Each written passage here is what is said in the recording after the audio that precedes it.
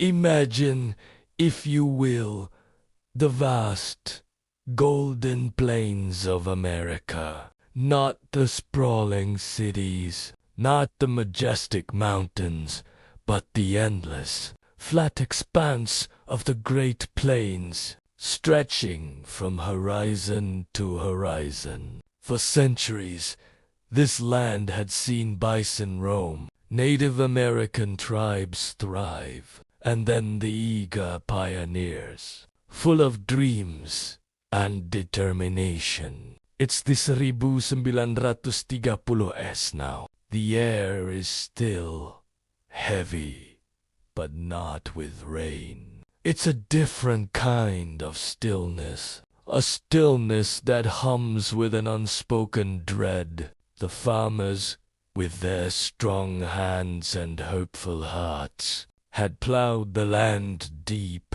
turning over the ancient prairie. Grasses that held the soil together like a mother's embrace. They planted wheat, more wheat, endless fields of golden wheat, believing in the promise of abundance. But the promise, it began to whisper a different tune. The rains stopped coming, not suddenly, not with a dramatic flourish, but gradually, subtly, like a friend slowly drifting away. Days turned into weeks, weeks into months, and the blue sky became an unwavering, relentless canvas of pale, indifferent light. The sun beat down, not gently warming, but relentlessly baking. The earth, once so fertile, began to change. It dried, cracked, and pulverized into a fine, powdery dust. And then the winds came. Not a gentle breeze that rustles leaves, but a fierce, relentless gale. It picked up the dust, millions of tons of it, and lifted it into the sky. Imagine standing in your yard. The air is calm. You see the faint line on the horizon, not of clouds, but of an approaching darkness. A wall of brown, towering hundreds of feet high, rolling towards you like an angry ocean wave. It's not water.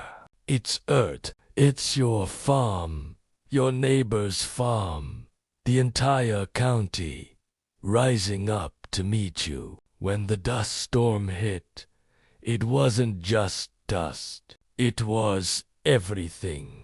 It carried the topsoil, the hopes, the dreams, the very essence of the land. It seeped into everything, through the cracks in the doors, the gaps in the windows. It coated furniture, food, even the air you breathe. You would wake up in the morning to find a fine layer of dust on your pillow, on your eyelids, as if the earth itself had tried to tuck you in. People tied wet cloths over their mouths and noses, but still, the dust found its way into their lungs. It brought with it a cough, a persistent, dry rasp that became known as dust pneumonia. Children, vulnerable and small, were often the first to suffer.